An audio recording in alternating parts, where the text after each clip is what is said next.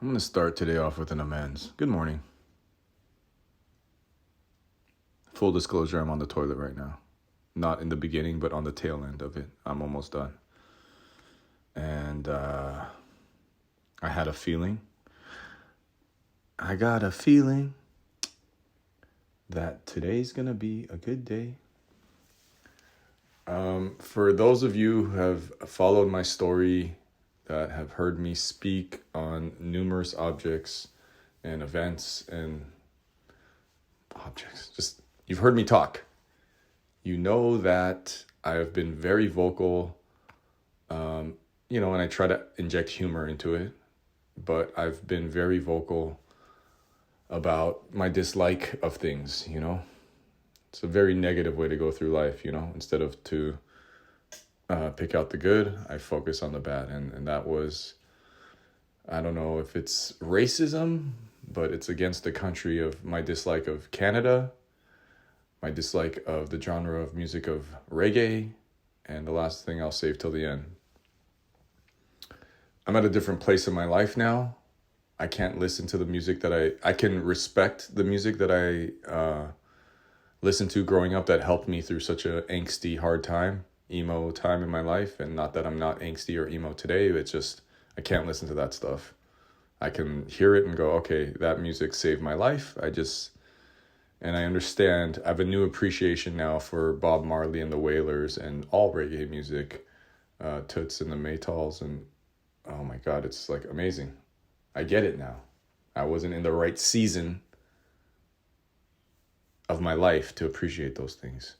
Reggae music is happy music for happy people, and I was not happy. So I couldn't appreciate it. I appreciate it today. The reggae is on the playlist. I have a reggae song on my album. It's called Jawbreaker. Don't listen to it, please. It's not one of those things where I say don't listen to it and then I actually want you to listen to it. Like, I really don't want you to listen to it. It's like 12 minutes long. And then that carries on over to the Canadians. I've never been to a place where the people were this happy. They're so joyous. They're so proud to display their maple leaf. They're so proud of their poutine and their hockey and all their, multiculturalism. And I wasn't allowed in. It was rejection. It was abandonment. Because of my criminal record from my youth, my juvenile, I just, when they stopped me at the border when I was in my 20s for my first big commercial gig with EA, Need for Speed Underground, me and Chingy got our own car in the game. I thought it was a big deal. And they wouldn't let me in because I shoplifted and did graffiti and disturbing the peace, and and I felt great shame because I was coming in with two guys from Wyden and Kennedy, the advertising agency that hired me for the job. Hey, is there a problem, Dave? And they shamed me at the border. They wouldn't let me into their and so I said, F you guys then. If you guys don't like me, then I don't like you. And I felt just the same way reggae music would make me feel uncomfortable, and even more the people who would listen to it. There was something. And now I love Canada. There's a movie where John Candy declares war on Canada. And I could even imagine living there. I love you, Canada. Any other time in my life, if I made an amends or apology, it would be disingenuous and untrue and for show. Today, I love reggae. I've been to Canada. If you guys haven't heard, my tour that I did with my band 4 or 5 years ago, Mangchi, I can't even compare how amazing the shows in Vancouver and Toronto were compared to the US. I mean, and these were fans. They know that I had spoken about how much I hate Canada, and yet they still came out. It's like I don't know, they were hungry for abuse or something. But yeah, I started the show saying I hate you guys, and all I received back was love. It was emotional. And so we get to the third party, the third thing that I've spoken. I just don't understand it at all. I've completely minimized, disrespected, wrote off, insulted, offended this community.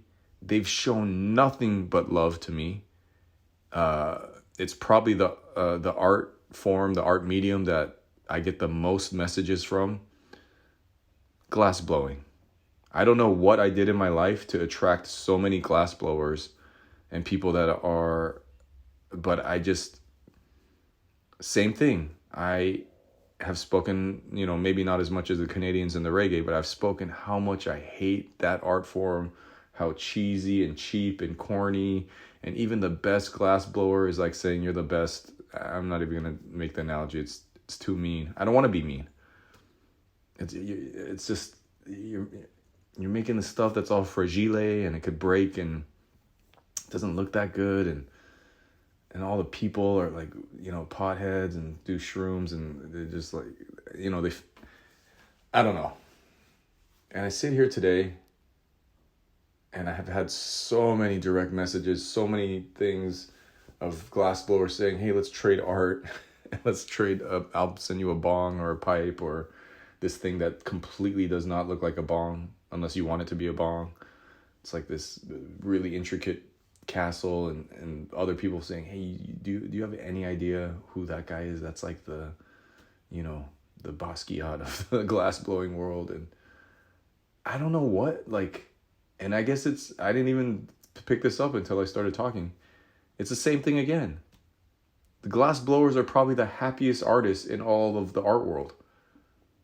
And so their genuine enthusiasm for glass blowing and the and obviously I'm generalizing right now. This picture I have in my head of like someone, a white guy with dreadlocks who, eats mushrooms that he picks himself and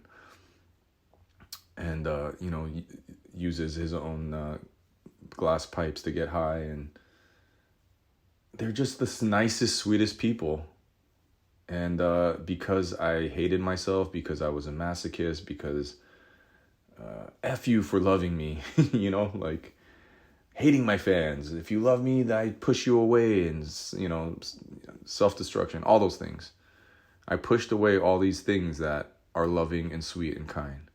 So today I want to make a full amends to Canada, reggae, and glassblowers. I love you guys. And if there's a reggae listening Canadian glassblower out there,